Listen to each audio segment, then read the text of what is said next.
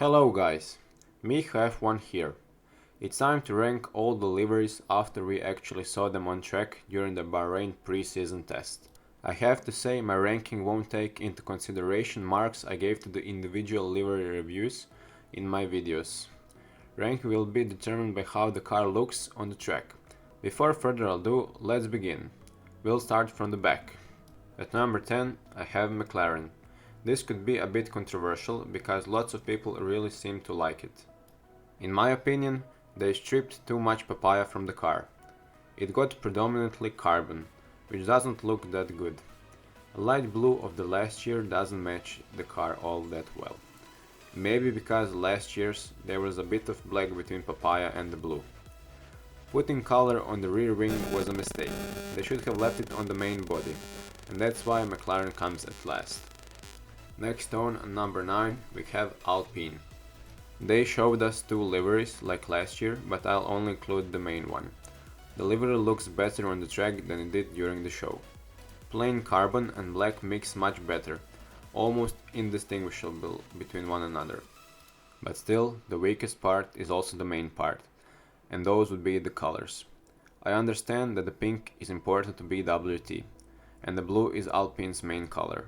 But they need to decide which one they'll use. Maybe just blue with a pink stripe, like 2021 Aston Martin did. If it was me, I would decide to run the special livery for the rest of the season instead of this blue and pink one. At number 8, I put AlphaTauri.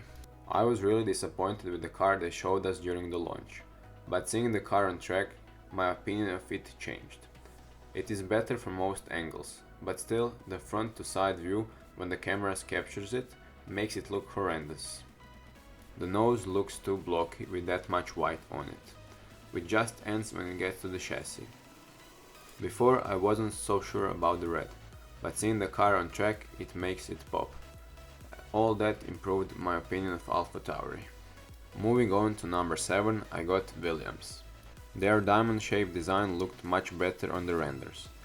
When it's on the track, all those different shades of blue get mixed together.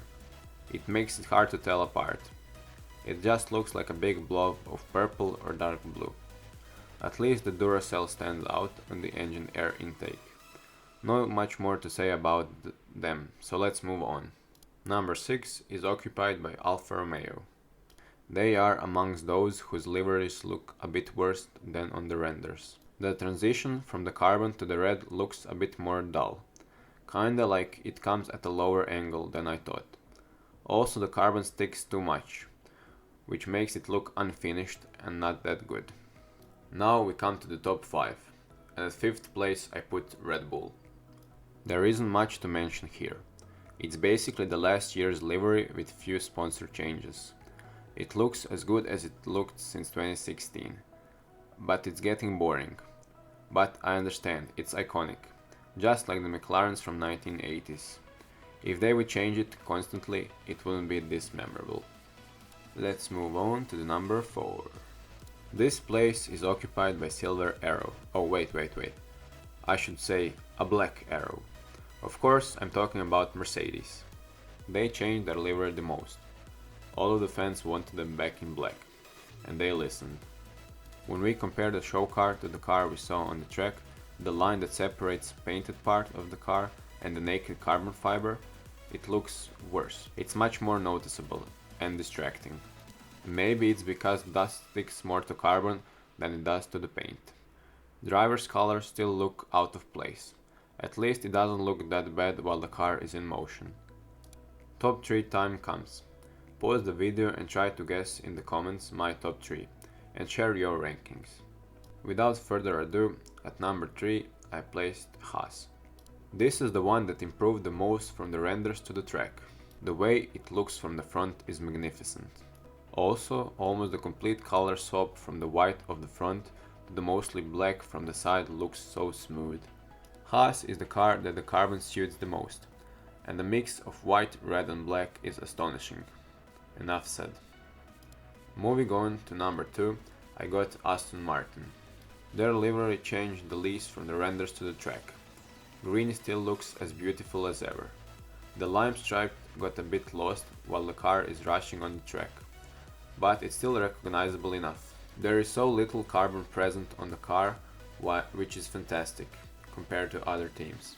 It looks really promising in the hands of Fernando Alonso, but I'll leave that for the season prediction video. And now, for P1. We all know who I placed there. Of course, it's Scuderia Ferrari! The amount of paint stayed the same, but it got spread out more.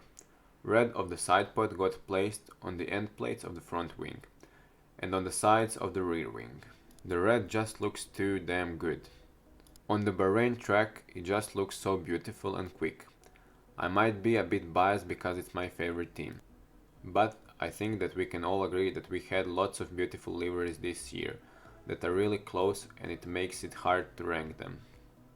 Let's go to the list one last time. At number 10 we have McLaren. Number 9 Alpine.